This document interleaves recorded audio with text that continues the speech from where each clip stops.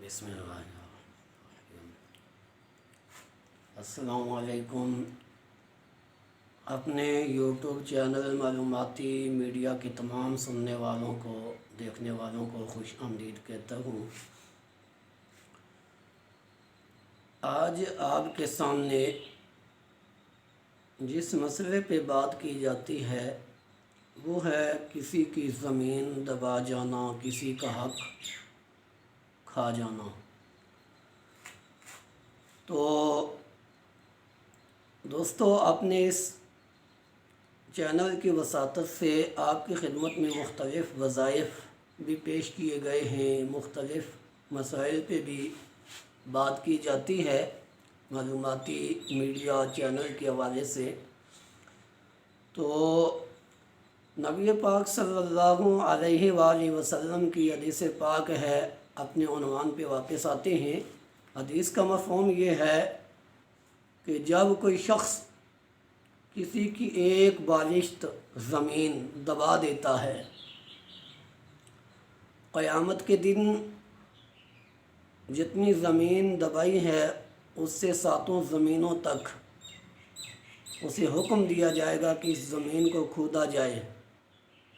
تو جتنی اس کی مٹی نکلتی ہے تمام کا توق بنا کے اس شخص کے گلے میں پہنا دیا جائے گا۔ کتنا وزن ہوگا، کتنا بوجھ اس کو اٹھانے کا مکلف بنایا جائے گا، کتنا اس پہ دباؤ ہوگا اس وقت، جب کہ اللہ کا غضب بھی جوش میں ہوگا، ساتھ کسی کا جو حق دبایا ہے اس کا بوجھ بھی اٹھا کے اللہ کی جناب میں پیش ہوگا۔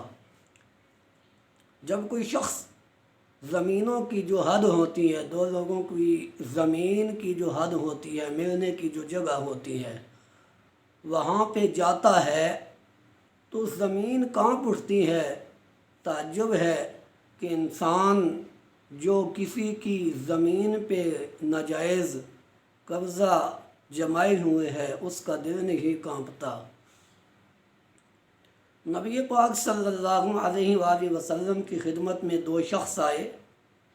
ایک زمین کے لیے دونوں ہی نے دعویٰ کیا اپنی ہونے کا۔ تو اللہ کے حبیب صلی اللہ علیہ وآلہ وسلم نے دونوں کو مخاطب کیا کہ ممکن ہے تم میں سے کوئی زبان کی تیزی کی وجہ سے اس معاملے میں اپنی زبان کی تیزی دکھا کے زمین تو اس کو مل جائے، زمین تو ہتھیا لے، لیکن اللہ کے ہاں جب پیشی ہوگی اس وقت بچ نہیں پائے گا۔ دنیا میں تو ممکن ہے تم کامیاب ہو جاؤ زمین لینے میں۔ اب جن 2 شخصوں نے اس زمین کے متعلق دعویٰ کیا تھا، دونوں ہی نے اپنا دعویٰ واپس لے لیا۔ تو دوستان عزیز، جب اللہ کے حبیب صلی اللہ علیہ وسلم نے ان کی توجہ دلوائی تو ان کو احساس ہو گیا، جس کی زمین تھی اس کو بھی احساس ہوا، جس کی نہیں تھی اسے بھی احساس ہو گیا، دونوں نے ہی اپنا دعویٰ واپس لے لیا۔ تو کتنے خوش نصیب ہیں وہ لوگ جنہیں دنیا میں اللہ پاک یہ توفیق دے دیتا ہے کہ وہ کسی کا حق نہیں دباتے، کسی کی زمین دبانے سے یا کسی بھی حوالے سے کسی کا حق دبانے سے اپنے آپ کو بچاتے ہیں۔ حدیث پاک میں آتا ہے کہ قیامت کا دن ہوگا، ایک شخص بہت سی نیکیاں لے کے آئے گا، ایک پل میں اس کی تمام نیکیاں ختم ہو جائیں گی۔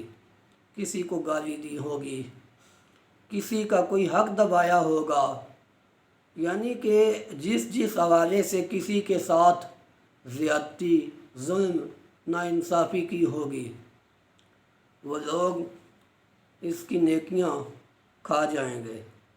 اس سے بھی ان کے حقوق کی تلافی نہ ہوئی تو مظلوموں کے گناہ ظالم پہ ڈال دیے جائیں گے، اس وقت انسان کے لیے کتنا سختی کا عالم ہوگا، ہولناکی ہوگی۔ اس وقت کوئی کسی کے کام آنے والا نہیں ہوگا، جب اپنی ہی نیکیاں کی گئی جو اس نے خود کمائی ہیں ان مظلومین کو دی جائیں گی جن کے ساتھ دنیا میں اس نے زیادتی کی تھی۔ اس وقت اس شخص کے لیے کتنا افسوس کا عالم ہوگا، اس کے لیے کتنی ندامت ہوگی، اس کے لیے کتنی مشکلات ہوں گی۔ آج دنیا میں جن جن کے ساتھ آپ نے زیادتی کی ہے، ظلم کیا ہے، ان کے حقوق دبائے ہیں، ان کے حقوق کو واپس دے دیں۔